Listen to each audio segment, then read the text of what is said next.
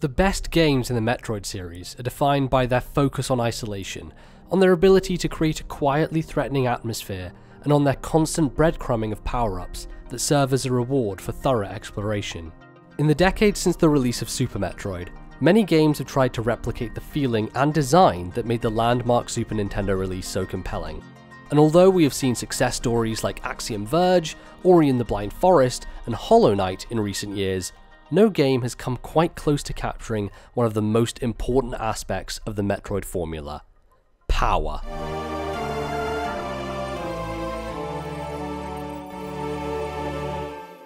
It struck me while playing Metroid Samus Returns that the thing which makes Metroid stand out from its brethren is not the grid-based map design, nor is it the non-linear exploration, but instead that sense of increasing power and ability that not only stacks, but amplifies to the point where the Samus you control by the end of the game is unrecognisable from the one you began with.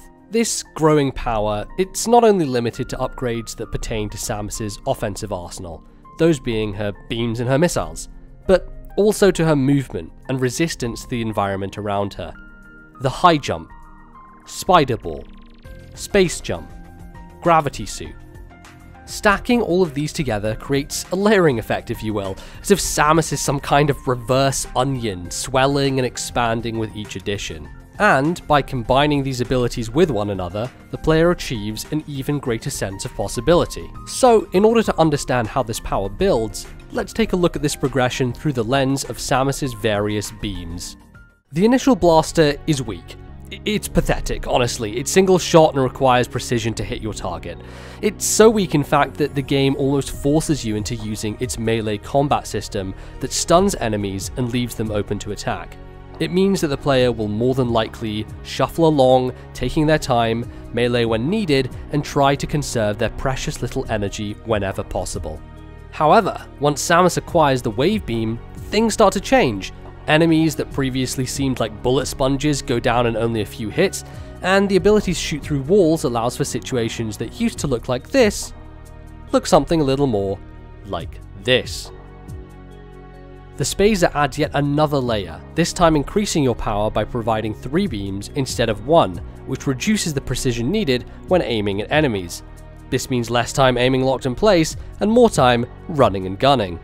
And by the time you have the Plasma Beam upgrade and the addition of the Aeon power, you aren't just cutting through the alien scourge of SR388, you're practically blending them.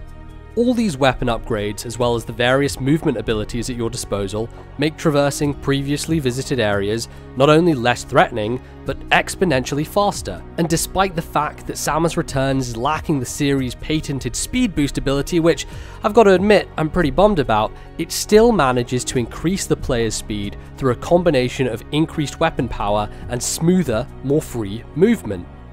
We have the gravity suit that trivializes the slowing effect of water, the space jump that laughs in the face of high vertical shafts, and the plasma beam that disintegrates enemies before they even lay eyes on you. Metroid then gives the player a sense of power through a combination of increasing weapon capability and almost unrestricted mobility. Where Hollow Knight allows the player to increase the damage output of the main melee weapon, their nail, Metroid increases the damage of the beam cannon, and its range, and its width, and it can also go through walls.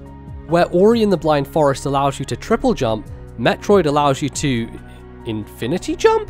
Now, I'm not saying these other games would be better for applying the Metroid power structure to their design.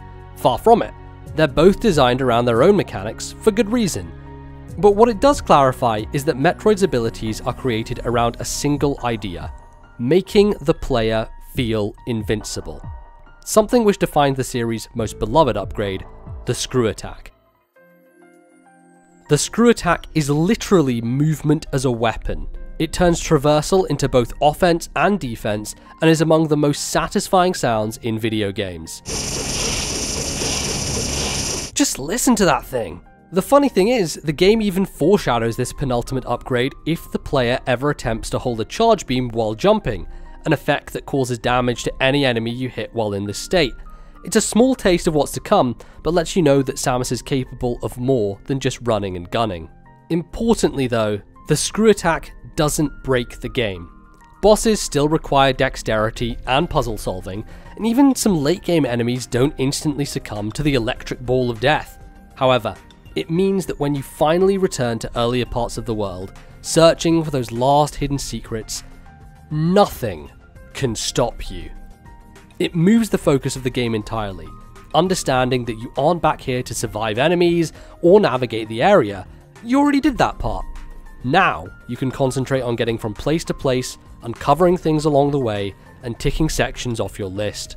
There's a liberating freedom to the combination of space jump and screw attack as Samus practically flies through areas, unrestrained by gravity and unafraid of the alien scourge that formerly plagued her.